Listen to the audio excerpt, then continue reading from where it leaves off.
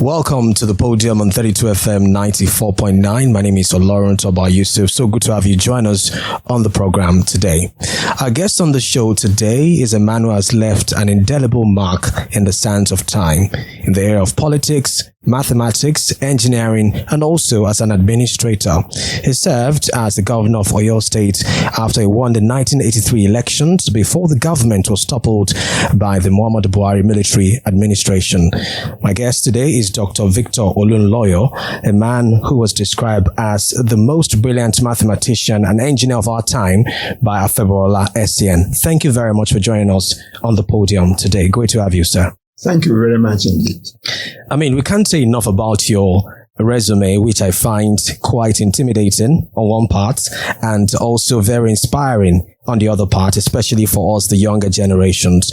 But let's begin with, how you got into politics as a very young man and how you also held a very important position from the age of 27. Looking back to those years, how would you say that young people were given the opportunity to serve in government compared to what we see now, where those in the 70s and 80s are still vying for political parties, wanting to become candidates, wanting to run for critical offices? Would you say younger people had it a lot easier back then?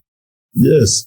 The young people of, thank you very much. The young people of those days happen to be the old people of today.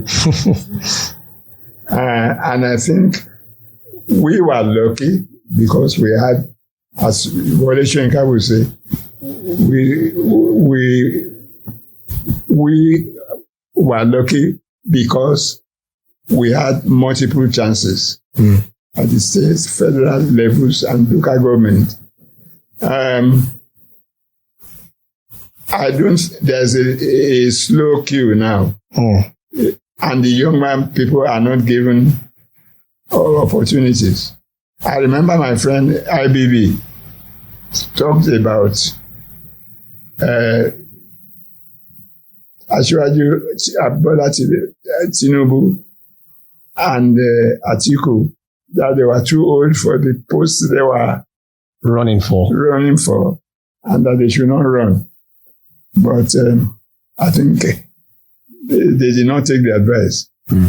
It has a tangential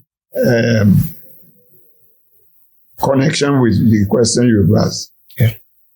The younger people of this generation, my children's generation, they are much smarter and more cynical than we were when we started. But the Awolowo Akintola debacle brought me into politics. There was a section 30, subsection 3 of the Constitution of Western Nigeria. Each region had its own constitution, where it appears to the governor that the premier no longer commands a majority. He can remove the governor. He can remove the what do you call him? The premier. The premier. So Akintola had been premier from December 15, 1959 to that point in time. So there was a crisis, and the crisis is one that brought out all the bowels of the action group. Akintola wanted one of two things: either dissolution of the House or of the Western House of Assembly, or he wanted the vote of no confidence to be passed. So they started to buy, the two of them, both Awolowo and Akintola, they started to buy supporters in the House. The loyalty of members. And there were a few people who are very rascally, they kept a register. Each of them kept a register. of people who are in his support. Yeah. And I remember one day when Akintola asked Ogundiran, the white minister, he asked him to go and sign on the other side. And Akintola had a very thin voice. Ogundiran, sign long, come here. So Ogundiran went. He signed in both places. Oh. And that crisis led to an emergency. Yeah. So were you pro Akintola or pro Awolowo at the time? At that moment, I was pro Akintola. What influenced your decision to be pro Akintola at the time? The thing is that this story has to do with our war, where the action group was launched. And very much, Akintola and Awolowo were two faces of the same coin. Awolowo was a planner, and he was very much endowed. Akintola, but Awolowo was in fact the best administrator that Nigeria could find. On the other hand, he did not have enough understanding of raw politics. Akintola was the mastermind of the action group. He knew. I can give you some examples. He knew. So he knew the game more than Awolowo. He knew the game more than Awolowo. Awolowo was an idealist. But Akintola was a Machiavellian kind of character. If you know your Shakespeare very well, you can ask across the 37 plays who is the most feared character. And you will find him in Julius Caesar. You will find him in Shakespeare's Julius Caesar. And the man feared by the opposition, which was essentially Azikwe Sensiency, was essentially Akintola. I think there is a difference between administration or government and politics. So Akintola's understanding of the game influenced your decision to be pro Akintola at that time? Yes. Okay. You've taken us down memory lane to that, the early days of after independence, even pre-independence as well. And many people have said that the current challenges you are facing right now is because of the system the country is operating in. Some have said we should revert to regional government. Some have, put forward the argument that it wasn't like the regional government too was devoid of these problems. I mean, the election crisis in the Western region at that time set the pace for the series of events which eventually culminated into the military coup and the civil war. That we didn't have it as perfect as the older generation are painting it. Where do you stand on the debate of restructuring? Revert to regionalism or devolve powers as presently is constituted? I don't think defaults. I like the questions, brother. Men are sometimes masters of their fate. The Cassius Cassius clashed with Brutus. Brutus, yeah. The fault is not in our stars. It's not in our stars, but in ourselves. Whatever they change from the present presidential system, you will discover at long last that it's the people of Nigeria who ought to change themselves. It's not the system they are using. One system was brought by us from the Westminster model Then when we had a change, we chose the American system, the presidential, but none of them has worked. None of them has worked perfectly. I agree with you. What has happened now is that the people are dishonest. They are thinking of changing the system. What about the people who operate the system? I think the fault is in the legislators. They made the game much more attractive than it was before. The members of the House of Assembly were given a token sum. Back then. At that time. But now, one hears of 30-something million a year. 37 for House of Reps. Yes, and then exotic cars. Not only exotic cars, but extravagant lifestyle. So, I think it's not in the system that we should. It's not in the system. It's in ourselves. Okay. It's the way we operate the system. One of the issues that have been raised about the system is also, the viability of the democracy that we're practicing. It's exactly 25 years since we've had that seamless or uninterrupted democratic rule. Well, some say it's not democracy, but they say it's just civil rule because we've had that smooth transition from one government to the other.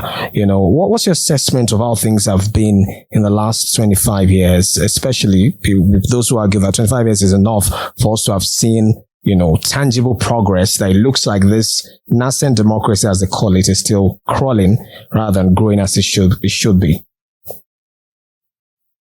I don't understand the question. Like, what's your assessment of the last 25 years of uninterrupted civil rule in Nigeria? Some say we ought to have made more progress in terms of how our elections are conducted. Has it been actually civil rule? When Obasanjo comes back from the military into the PDP in 1999. And Buhari also managed to spend more years under the civilians, namely 8 years. When he was so, you can compare, to answer your question, one honestly and accurately, one should find out what about Buhari 1 and Buhari 2. One should find out about Obasanjo 1 with Muritala and Obasanjo of the PDP. One will find that what you call civilian regime of the last 25 years is the civilian stroke military. And it's very deeply regrettable that some of the deeper questions,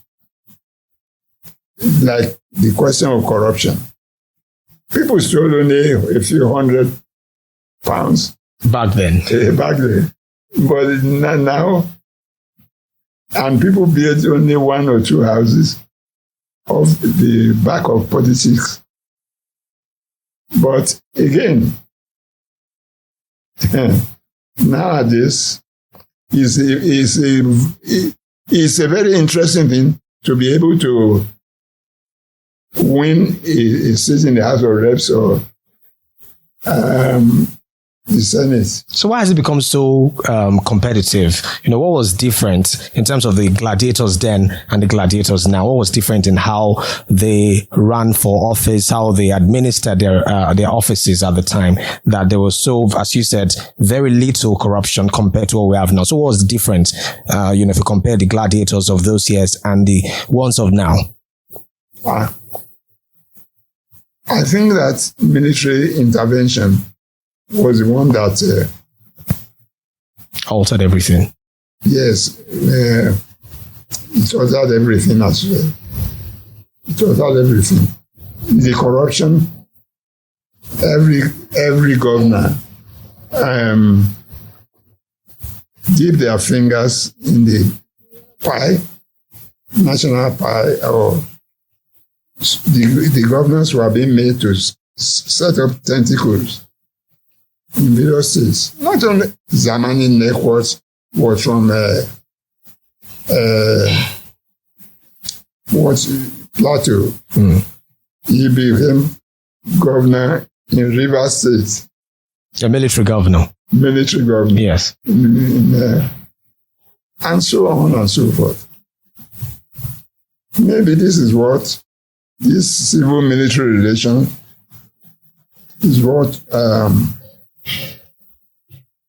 came to the mind of Bola Ahmed Tinubu when this Emilokan, a teacher from Emilokan, is we are yet to see what repair could be done to the damage, socio-economic damage to the country. People are now, some people near me are now grumbling that they have not seen any result. They have gone poorer in the 1 year of Tinubu. All the same, they are right and they are wrong. They are right to say there has been greater hardship since Tinubu became president. Since Tinubu became president, simultaneously removed the so-called fuel subsidy with his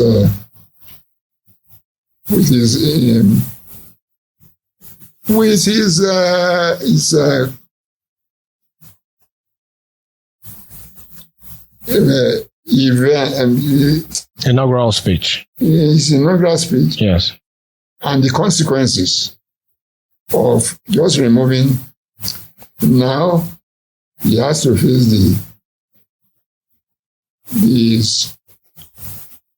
price of transport, price of wood, price of fruits, price in the market, and so on and so forth. Food is very expensive. When you give a man 40 or 50,000 a year, a month. As a, what can we say? As a driver, a chauffeur, or your nurse or something, it's not enough for them to live on. 30,000 is in a month. Let's approximate a month to 30 days. 30,000 in 30 days means 1,000 per day. Yeah. Self-wife, and there's something we call self-wife and 3 children. That's a family of 4. No, a family. 5, okay. Or 5. 5. Very modest. And then they will have to, the 5 of them will have to live on 1,000 naira a day. So you said that some people that are close to you have been complaining that in one way you feel they're right, in one way you feel they are wrong. So in what would you think they are wrong for criticizing the current government after 1 year in office, given how things have become? I think they are wrong in expecting miracles. So you never expected anything to come out of this government from the get-go? No. Obasanjo has provided a solution, an observation that President Tinubu's policies, 2 of the policies are inevitable. But the way they were administered. You remember, even Musa had this problem which is solved by essential commodities. Yes. He was even importing meat from Brazil. And then there was a structural adjustment program of, IBB. the IBB as well. And this But in one broad sweep, we are at the mercy of the Bretton Woods institutions, World Bank, and equally the IMF. Right from the days of Nkrumah, and who wrote a very fantastic book, Neo-Colonialism, the last stage of imperialism. Nkrumah, what he was saying can be extrapolated to globalization. Nobody is interested in national anthems and flags so long as they colonize you economically, trade-wise. You can even produce things which you can sell. One has to find things which one can export to get dollars. And America, for example, is preparing itself for the post-globalization effects on petroleum. In Brazil, too, they are trying to get vehicles, electric vehicles which use only gas. They are not static in their use of technology. And this technology, absence of serious attempt at rectifying technology, also has a backward effect on the educational system, the employment possibility. You have brilliant Nigerians who are in the diaspora, doctors in Chicago, heads of important hospitals throughout the world who meet international standards, even the nurses. But we are static in our what should I say, in our view of industrialization, in our view of export, and in our view of education. Yeah. So you mentioned something about Awolowo being an idealist, Akintola understanding the game of politics. Would you say those two fundamentals are missing, in the frontline politicians we have today across all levels? Like those two fundamentals, being an idealist, standing for something, an ideology, and also understanding politics. I believe understanding politics means knowing what the people actually need and meeting them at the point of their needs. Would you say those fundamentals are lacking? Yes, they are lacking. I give you an example of Akintola.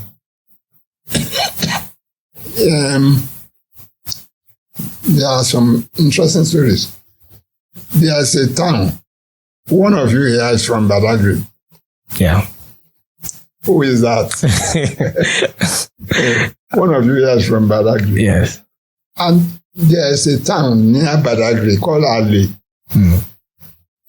And Akintola said when they were going to, first of all, before he goes on any tour, he sends an advance team to find out what they want.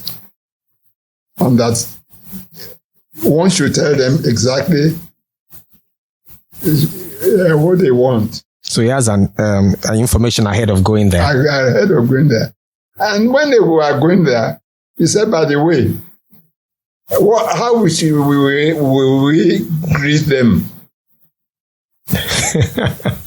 Ṣé ọmọ àwọn àgbègbè bẹ́ẹ̀ ká pè wọ́n ní ọmọ àlè? All the people following him said, yes, Premier, ọmọ kí ló àbátún pè wọ́n? Ó ní àìpé yẹn lọ́mọ àlè o. Ọmọ ìlú àlè láálò.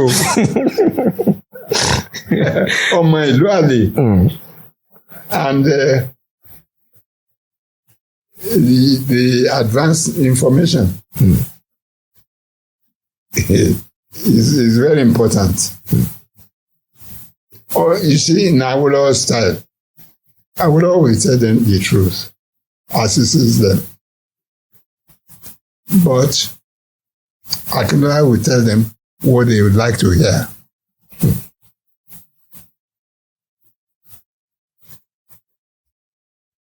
There's a difference. They were both talented, but like two sides of the coin. Well, you agree that those fundamentals are missing in the present crop of leaders that we have? Yes.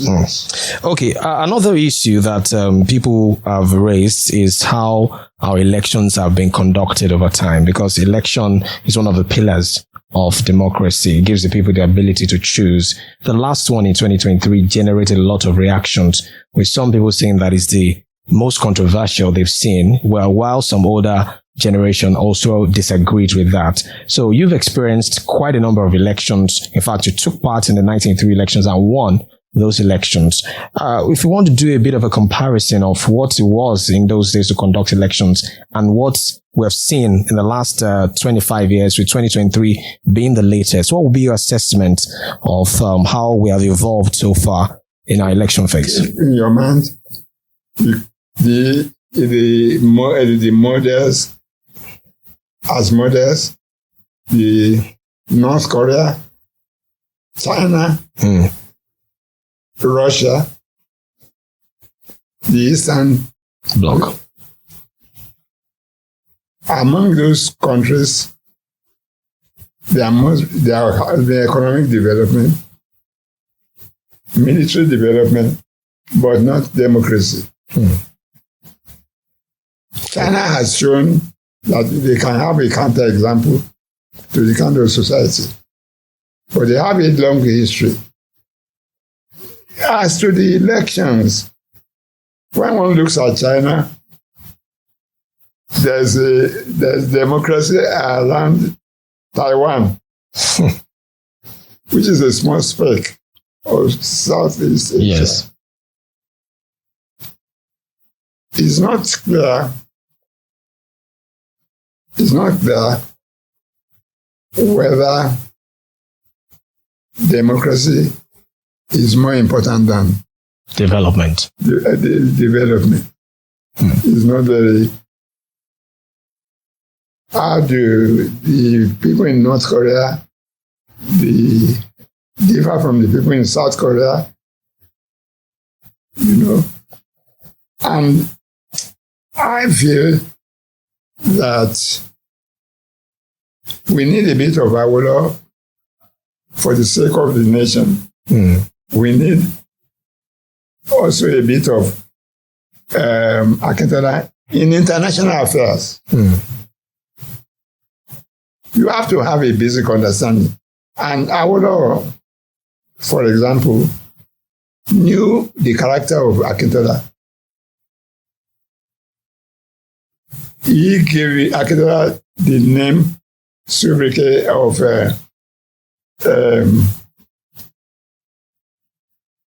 what is the name now? Master of ambiguities. And that the three ministers in the central, Akintola was the most feared. That's just like Machiavelli. I don't know. I cannot provide solutions to the country's problems. Yeah, but along the line of what you said about having democracy does not guarantee development, looking at the China model, the former president Olunloyo has been canvassing for rejigging the Western-style democracy that we're practicing in Africa, that we should find a way to, learn from the model, but domesticate it, make it African in the way we operate it. So do you agree with the former president that the Western-style liberal democracy is not bringing the much in their development, then maybe we should rejig it, sort of? Obasanjo is my relation. Some of those things need to be argued publicly. Maybe more than half of the wealth of this country has been stolen and deposited abroad in friendly countries that are friendly to Nigeria, like in Europe, like in America. People have properties, they have bank accounts and so on. I remember Obasanjo once told me there was a member of parliament, a lady, who had counted the number of houses that Nigerians have bought in England. She had a full list. And as for Yorubas, not very many of their names start with B. Badagry. But hey, I can say Kinika. And Odubanwo, under A and O, and then C for the Igbos. Yeah. Chike Chukuma. And so they know us better than we know ourselves. If we go on what I'm saying about your comment about suggestion about Obasanjo, is that he knows that anybody who subscribes to the IMF World Bank models is not going to serve his people. He's going to serve the foreign interests. This is one thing that Tinubu, president, must think deeply about. For example, he may want to radicalize the politics and the economic development of Nigeria. Inside his cabinet, is he sure that they will all follow him? The present governor of the central bank was his minister of commissioner of economic planning in Lagos. Yes, in Lagos, and he was controlling both monetary and fiscal policies. Emefiele has been a disaster. The people before him, in the days of Sanusi and so on, they didn't have the heart to acquire so many things. I'm not judging Emefiele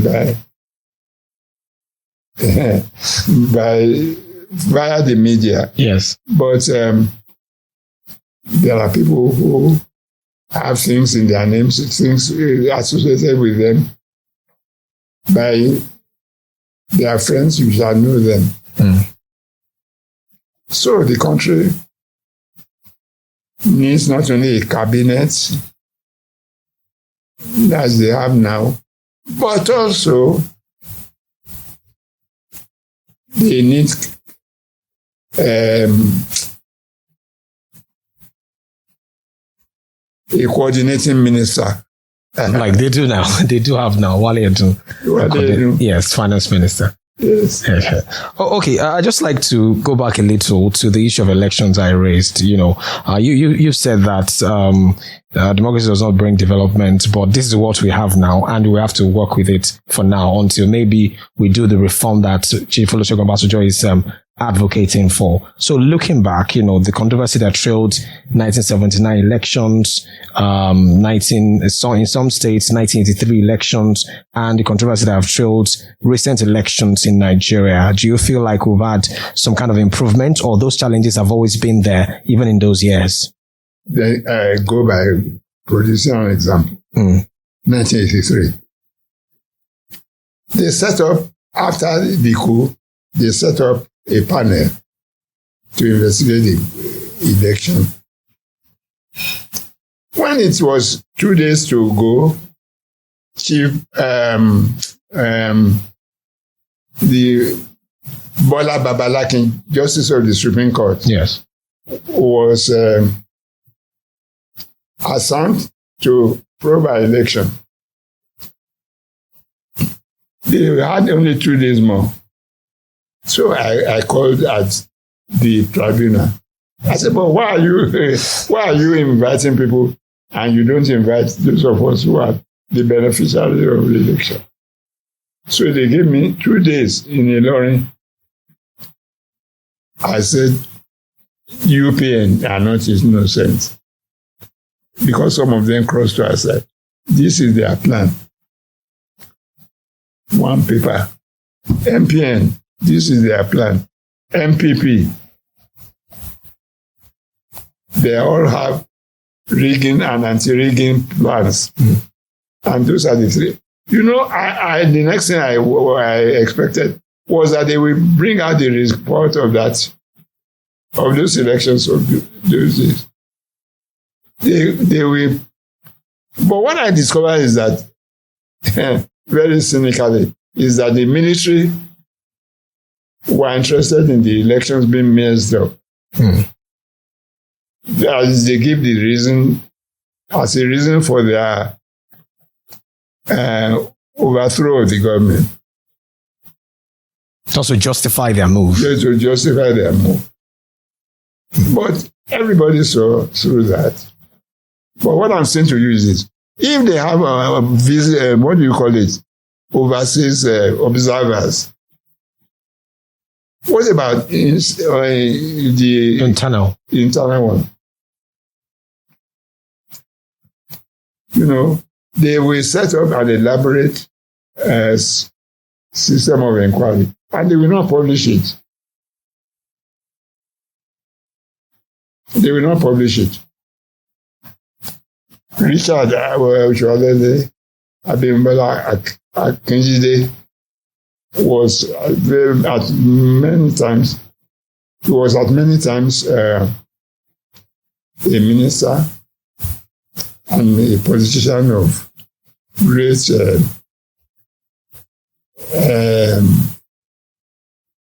acumen and accuracy and everything. Yeah. And he has a thesis that the elections cannot go free and fair in this country except if they take certain measures. IBB,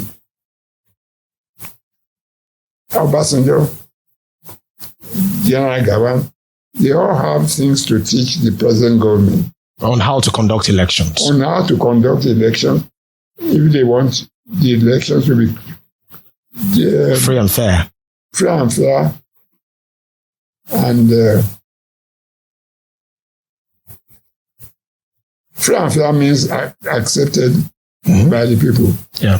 The only one is that they have been speaking about the 1993 election. June 12. June 12.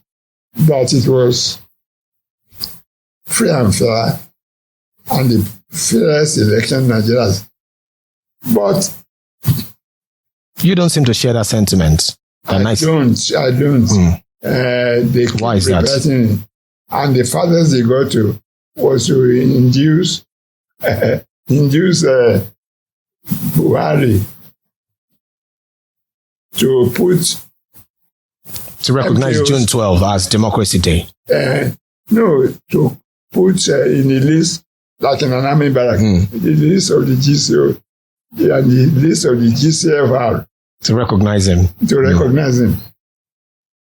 With the election results being, it was not really declared.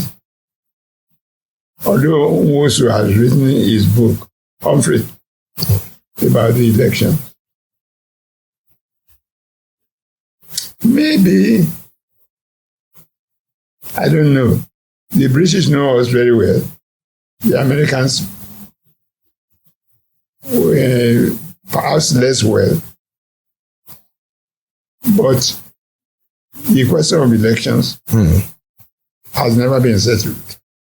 So why do you think many analysts and observers continue to reference June 12 as the fairest and fairest or most credible in the history of this country? It still continues to get that, accolade till today. Yes, but they are not always sincere. those who, there are people who exploited June 12.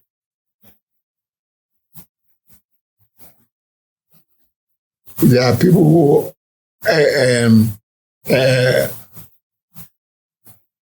just hang on to June 12.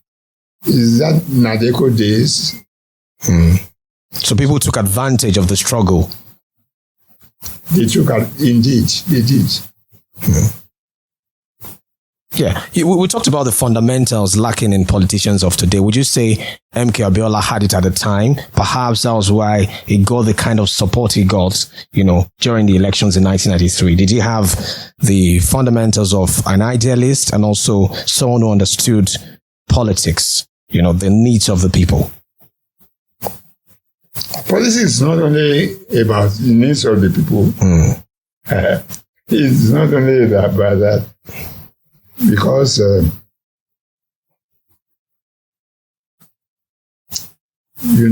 there's one tenet in the Prince that Machiavelli. The Prince by Machiavelli by the Prince that it is better to be feared than loved. It's better to be feared than loved. But if it is possible to be feared and loved, it's okay. So which one is it for you, to be feared or to be loved? This is because of the nature of human beings. Yes. It is better to be feared than to be loved. So Abiola was loved, not feared? Yes. He had his Achilles heel. He was a creation. He was a creation of the military.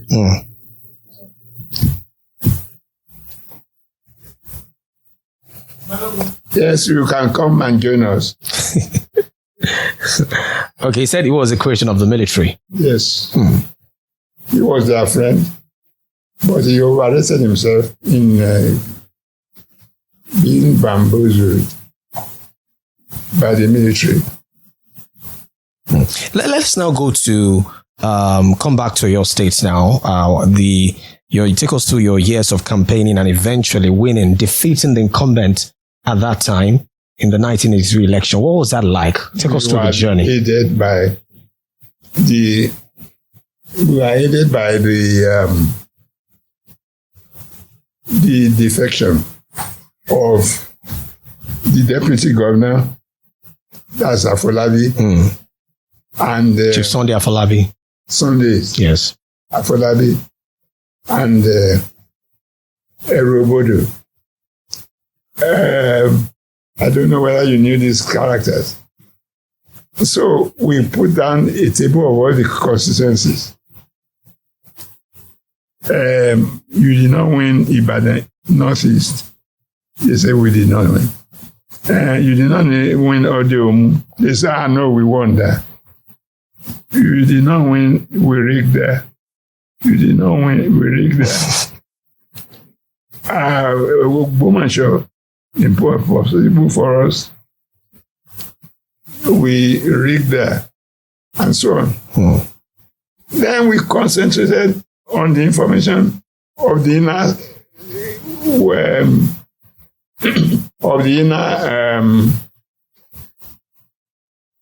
resources of the action UPN. And it's all very interesting. So I used a strategy, for example, before Babala King. I said, I am not going to attack Awolowo. All of you in the UPN, you use his name because it's sellable. Awo. Some politicians are still using his name till today. Oh, yes. Yes. Oh, I met Tokumbo of the Sumo. The only remaining offspring of Obafemi Awolowo. And she was being harassed. She was being harassed by Oshoba and some other people. So I told them, you use this lady's Popsy's Name to win. to win election, and you don't want her. They said she should go and begin at the local government.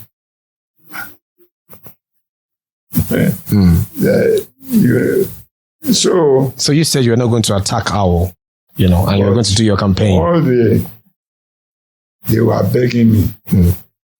My votes at Lauren, I opened up on them, and they will not publish the. I visited 262 towns and villages Here in your state. Yeah, in Oyo State.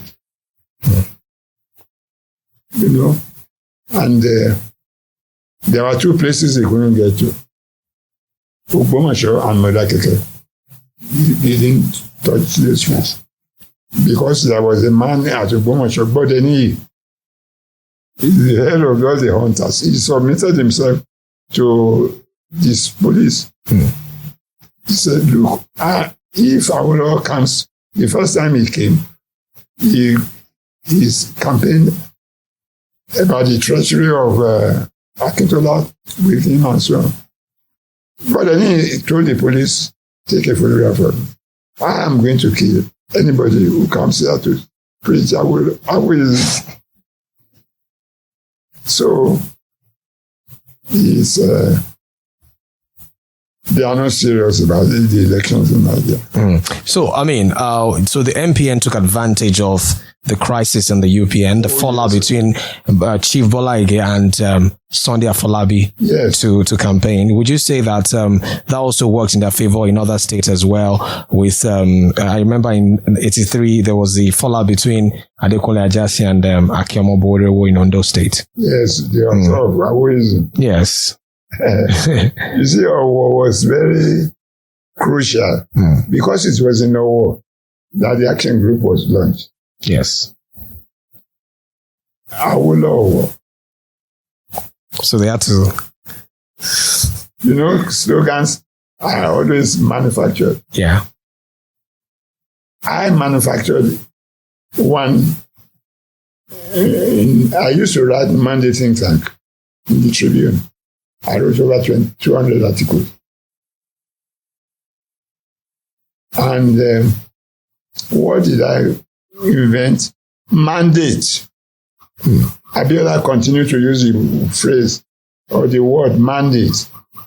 And I woke up one night at about 2 a.m. I saw mandate on the screen. All the three words pushed to that side. The last 4 words. The dates. Mandate. Yes. So it was separated. Yes. Okay. I wrote an essay on mandate. And then the man was MKO Abiola. The date was June 12th. 1993. You know what was the power of that article? That if they don't give us the man, give us the date.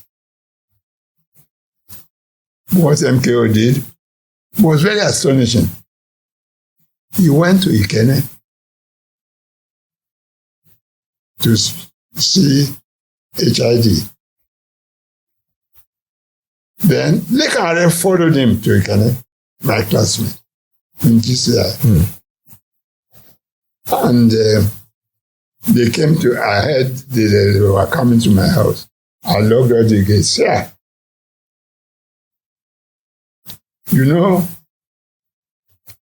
MKO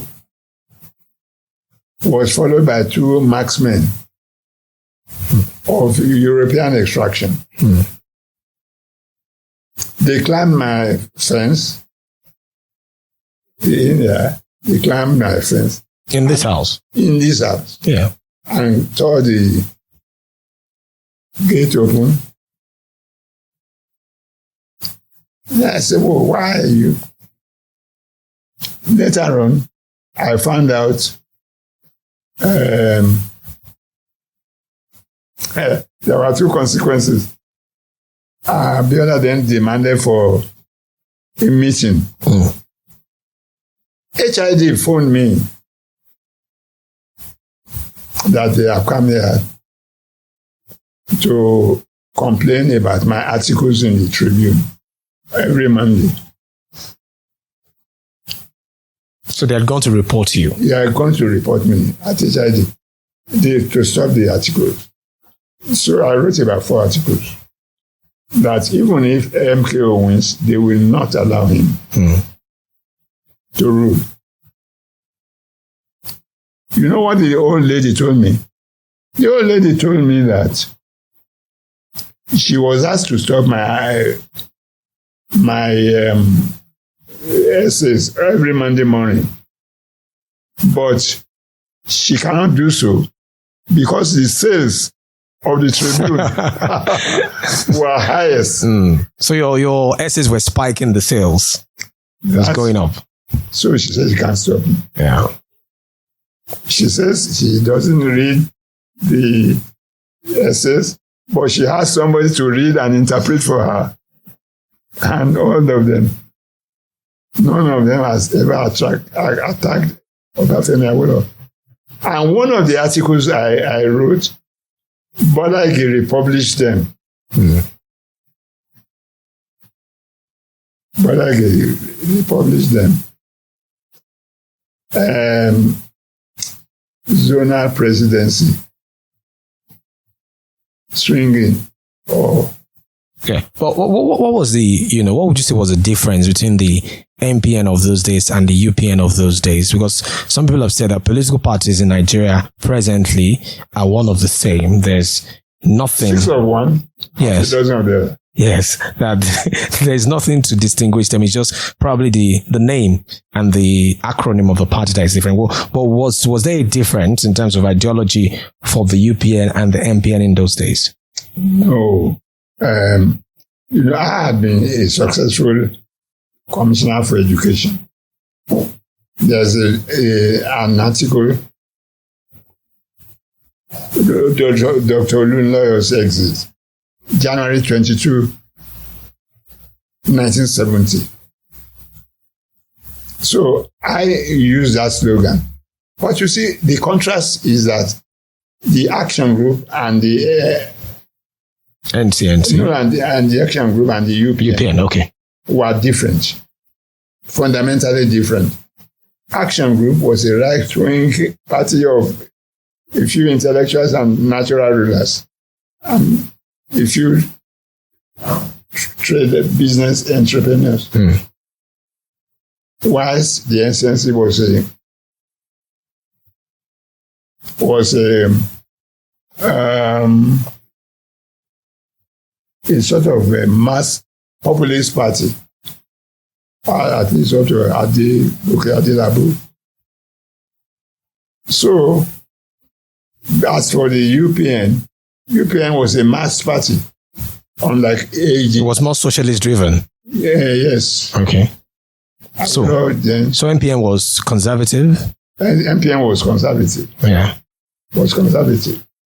And UPN looking like a Labour. Left wing. Left wing, yes. Yeah.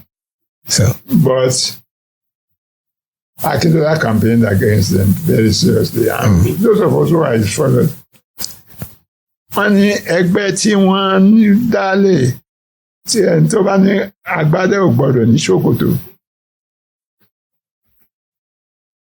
So, is that what you want? He said no. The Yorubas themselves are conservative. I mean, the evolution of the parties is interesting. I think there was a book by Sklar, Sklear, in the University of Ibadan. A big book of about 600 pages that answers your question. They were all right-wing people in the MPC, feudal the Yoruba Action Group. Rulers, the Action Group were a right-wing party also. Then I would have tried to radicalize them in 1959. There was a man called Ojo from Ekiti who was Awolowo's translator.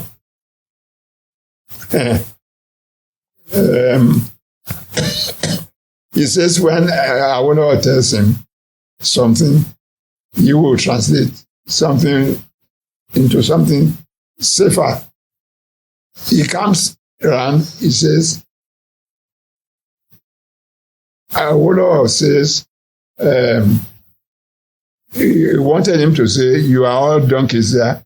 Why are you following one turban idiot?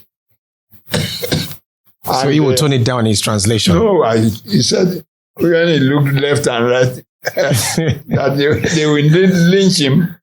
He says, I will greet all of you. You such numerous people. Mm-hmm. And the people said, oh, Mandela,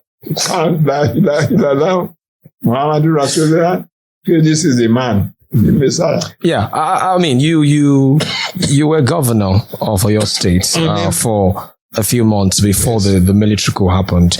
Take us to what it was like to be at the helm in those days compared to what we have now, because now people call governors, some people label them as emperors, with the way they administer the affairs of the state, how local government is being handled and all of that. What do you make of how you handled things at that time in power as a state governor, and what being a governor has become, in present-day Nigeria? Yes, I remember the local government, state government problem. And in particular, Bola Ahmed Tinubu as Lagos governor is allocations for the local government were not given to him by the Obasanjo government. So we came and to Premier Hotel. That's where we met. Then I gave him the answer to what he was doing about SAD. If you take Awolowo's Strategy and Taxes of the Federal Republic of Nigeria. Thank you very much for noticing my cup. On page 84.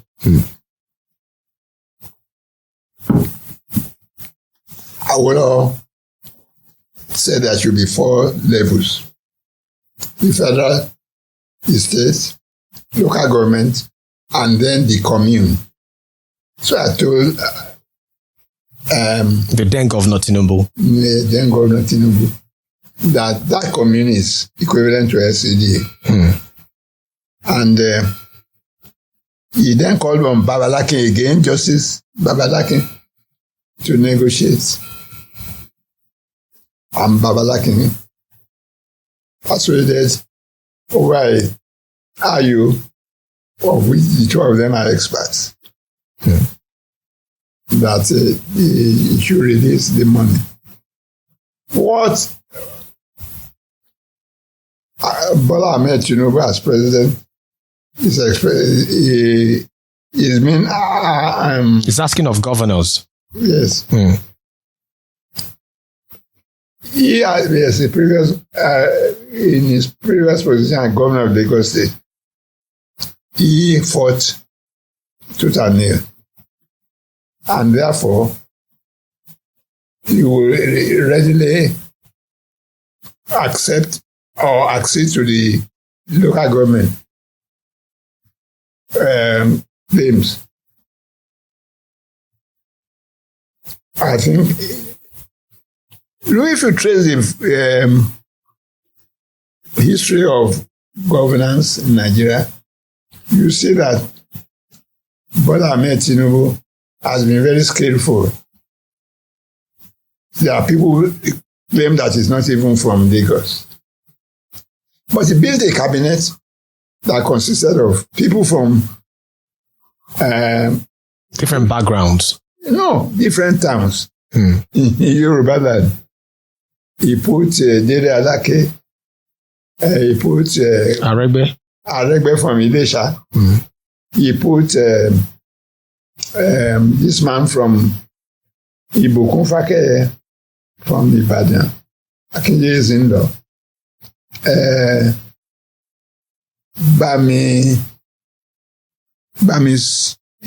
Bamis Sayabi. What's his name of the local government man? From Ekiti. To Lagos. And he had an Igbo man. Ben Akaboize, I think. Yeah. But he had people, and the indigenous Lagos people were at his throat. People like Bode George and so where do you stand on the local government debate, local government autonomy? Because it's coming at a time when the current AGF has gone to the Supreme Court to seek clarification on the matter and also prevent the state governors from handling the local government funds the way they're handling it presently. So as a former governor, where do you stand on this whole debate? The local governments should be given their fund allocation direct to the local government. Financial autonomy. They should. You see, those people who are oppressing the local government, those governors are oppressing the local government, who are the same people or in the same seats where, what shall I say, they did not agree that there should be a state of emergency in the Western region. And they didn't reckon with the local government at any stage.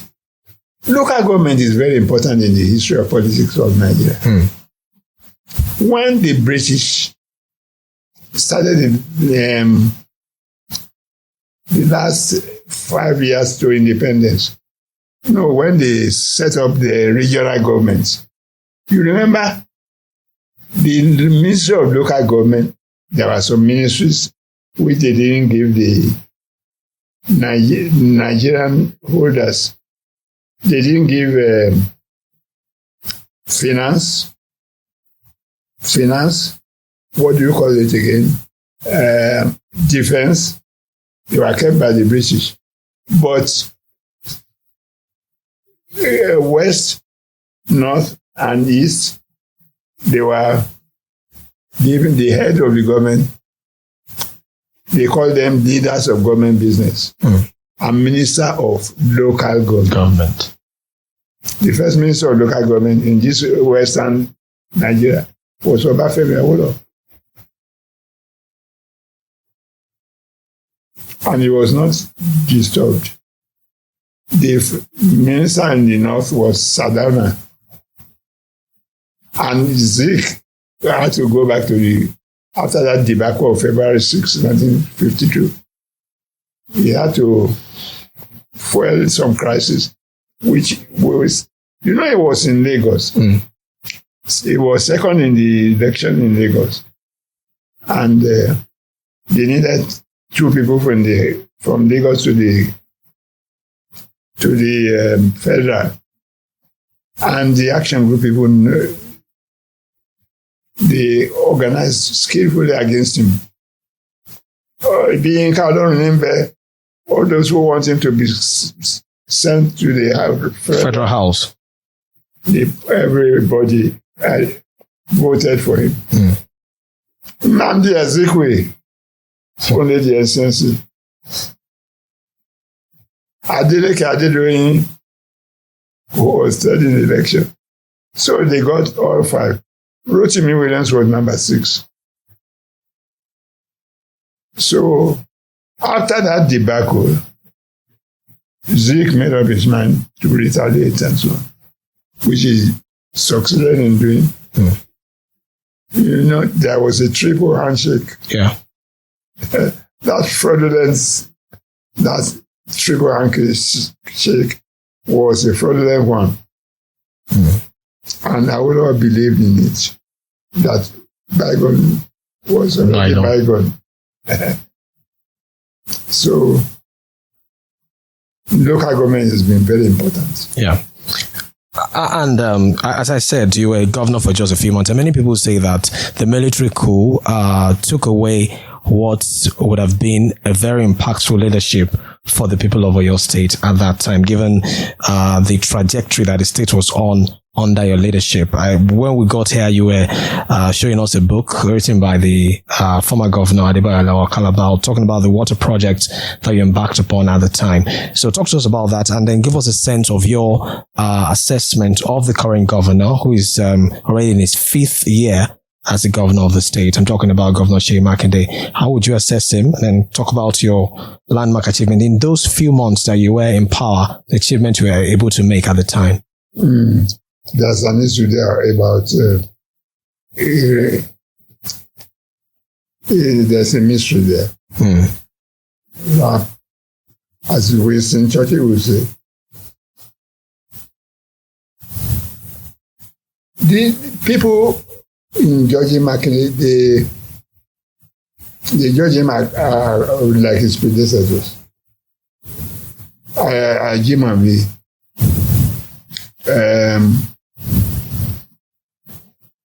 They tend to behave in a weird way in their second term.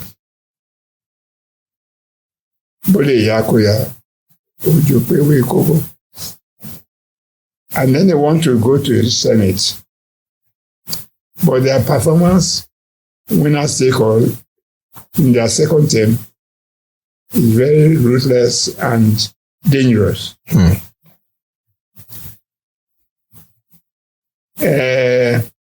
I think the chief of staff at the federal level at present was Speaker of the House of Representatives. Yes, he was. Then the Secretary to the Government of the Federation was a governor in Benue. Of Benue. And then Pius and Impious was Secretary to the Government. At some point, he was in the Senate as well at some point. He was the senator? Yes. And then he was... So inside that, there's a cryptic observation of Makinde's, Yes. Okay. That he's behaving like a governor in his second term, which... Oh, he's behaving like a governor in his second term. Yes. So what happened in the first term? He didn't behave like a governor. He was serving the people and so on. So in the second term... I'm a victim of his second term. You're a victim? I'm a victim. Because as I am now, you are seeing the remnants of me. I'm entitled to medical treatment. And Makinde has been tossing up and down.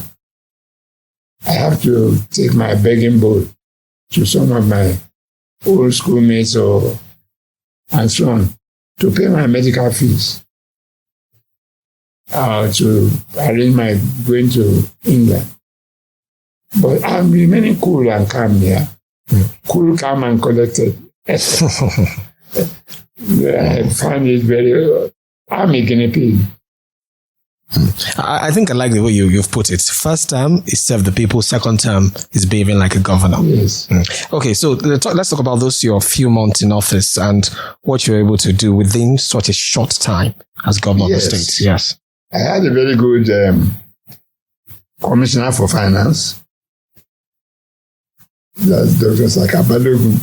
Yeah. He and I had a nickname. Aruwo Magbe. We are very poor people, but we are called Aruwo Magbe. I don't have a plot of land in Abuja. I don't have in Lagos. And I don't have in England or any country abroad. But the people here I've been serving the Western Region headquarters, Ibadan. Western State headquarters, Ibadan.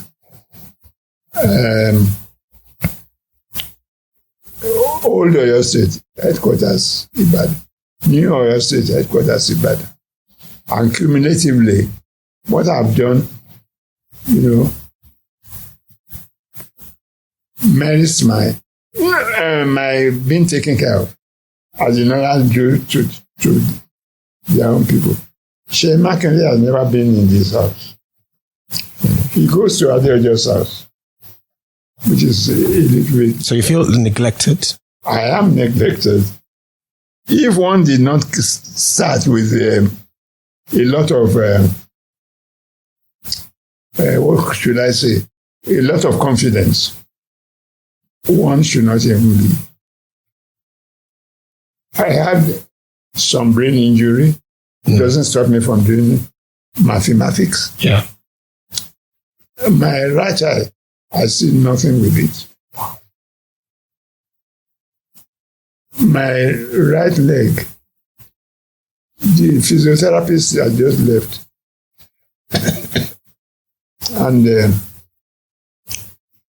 but as I said to my staff, my driver is in the hospital. People cannot eat, drink, or move around with the kind of salaries they are paid. And the middle class is being wiped out. They have been Yeah. Okay, so let's just go back a little as we prepare to wrap up the conversation.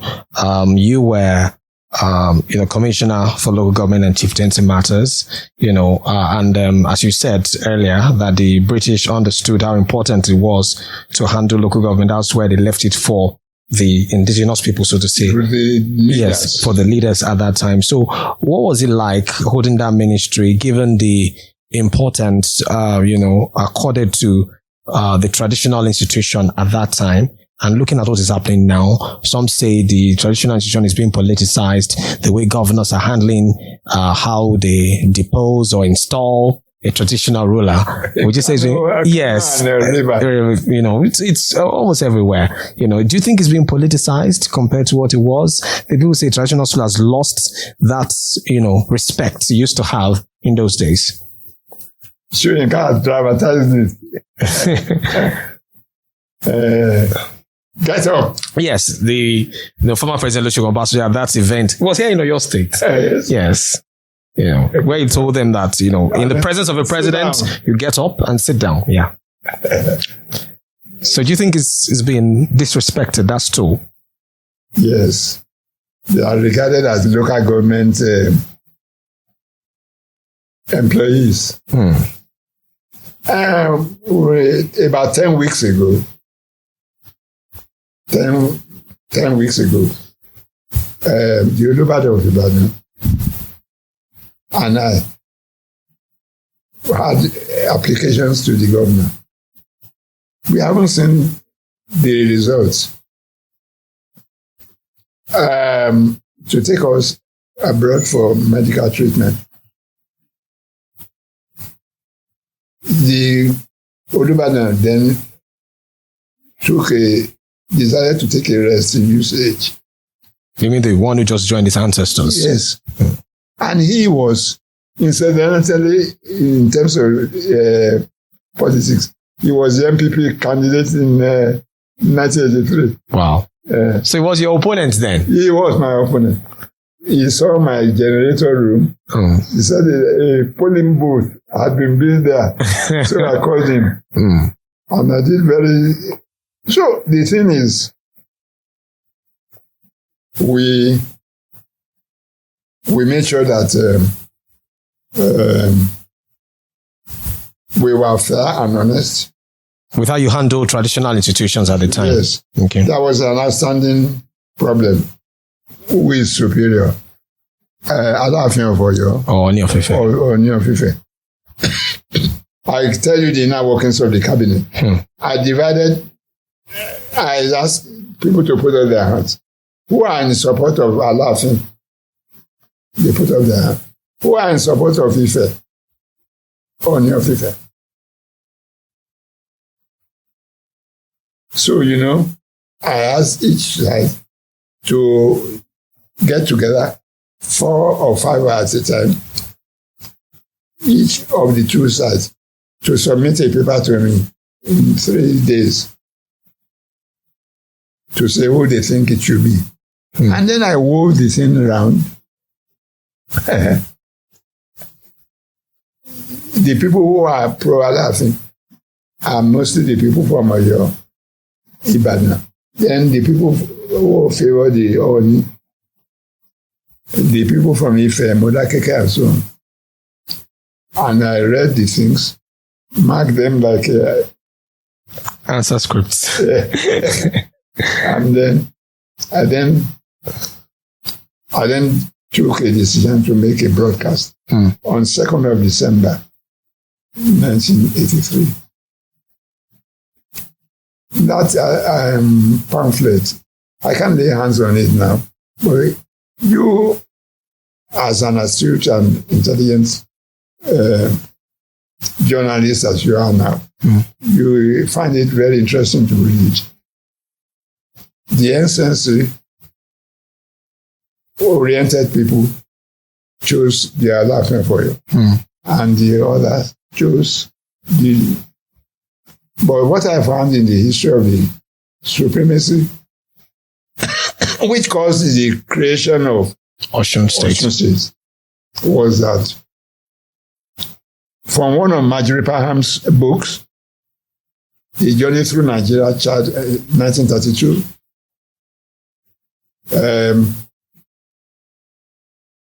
from that book, the Alafin was the king of the Yorubas.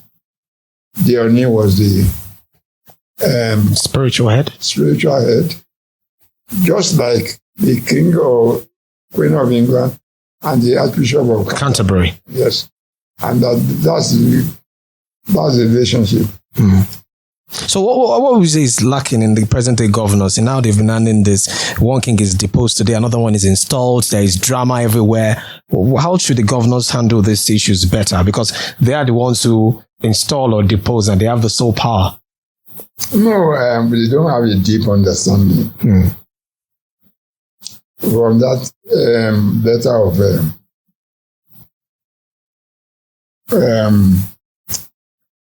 Raymond Zat to me, I insisted on the declaration being followed to the letter. When I go to the ministry, usually there's a template for a 3-pronged template for deciding chieftaincy issue, filling of vacancies. There is the template 1, nomination; 2, appointment by kingmakers; 3, the approval of government. And that's the last of the chain. Yes, the last of the chain. And there's always a clause by the action group, government, section 21, notwithstanding that an appointment has been made in accordance with this law and the approved and registered declaration, the government may nevertheless approve or disapprove of this appointment in the interest, or set aside the said appointment in the interest of order, peace, and good government. Even though you... So there was that clause. Yes. After 21 days, you must give. But you see, like Oyo said now, Ladoja is on top of his game. He has been governor of Oyo State. And if God wills, he is the next in rank to the Olubadan. He's been senator, he's been governor, He's been senator, he's been governor. Yes. And the other people are traveling in the opposite direction. governors looking forward to senator seat. Yeah. He's tested it all. Coming back home. Yes. So Mawadi. So the governors have to be more tactful in how they handle. They have to be serious. You know, they have to be serious. For example, in Ibadan, they have to use the 1957 declaration. Ajimabi tried to do another one, but he failed. And the declaration must be approved and registered.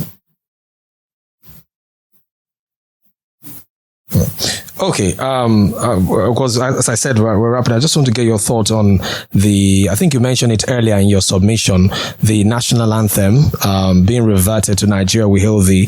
I listened to some arguments. They say it's very crucial that it's going to reawaken national consciousness, at a time when there is agitation for secession in different parts of the country. We heard some weeks ago those who invaded the State of Assembly here wanting to declare a Yoruba Republic, and then the IPOB in the Southeast as well. Do you think the national anthem has any role in whatsoever in reviving the national consciousness and quelling agitation for secession? I don't think it's much. It's as important as they make it. I don't think so. And I wish to ignore that question. Okay, so but how do we address the feeling of marginalization that is fueling all of this agitation that we're seeing? Different groups wanting to break away from the country. How do we address this feeling? The country actually is a pastiche. Glued together in 1914 by the amalgamation of northern and southern Nigeria. Even Gawan said Nigeria is a geographical expression. I think I will also express that sentiment. But many countries are a pastiche that have been, look at Yugoslavia, look at Indonesia, look at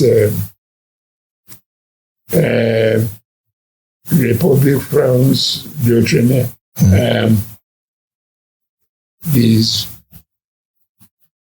I think what is more important is that we should have, and there are some people in the military as well as civilian, we should have a change of heart. We should have a change of heart in regard to the country. I don't think the anthem or the flag has any role whatsoever. I have any significant role. The problems now are not flag and music oriented. The problem now are things like security, food, economic, problems. For example, now there's a lot of kidnapping, one is not sure of safety. The other day, Bodejo sent some people from Lagos to Ibadan. And they are going back, they were kidnapped. You remember that? Yes. Whereas in our days, one could go to Cotonou, go anywhere with and stop and those with no security escorts. No security. Even as private persons. Life was life is the same in, I don't know what to say. Other than that, yes, the fault is in us, not in our stars. Not in our stars. Yes, if you just joined us, it's the podium on 32 FM 94.9. Guest today is Dr. Victor Olunloyo, former governor of Olunloyo State.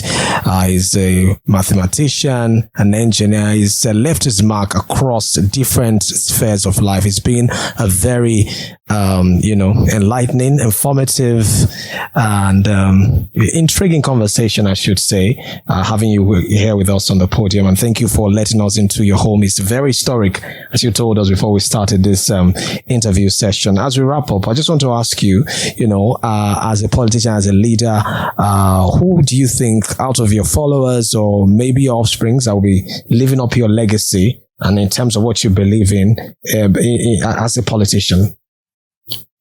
Well, I would like to leave my children out of it. Mm-hmm. Although some of them are already primed. To join politics? Yes. Wow. Yeah, they are already primed. And they want to do novel things. I'm a natural successor in Ibadan to Adiko Gradilabu. But that role will be consummated by my children. And I tell them all the time that they should remember the son of whom they are. Rántí ọmọ ẹni tí ìwọ ń ṣe. Thank you so much, Dr. Victor Olunloyo, for joining us on the podium. As I say, we can continue this conversation because you have a very broad resume and a very expansive wealth of knowledge. It's been most intriguing learning from you and having you on this platform today. Thank you for joining us on the podium. My name is Olunloyo. Special thanks to my producer, Welabo Moscow. Enjoy the rest of your day. Bye for now. Thank you. Thank you so much, sir.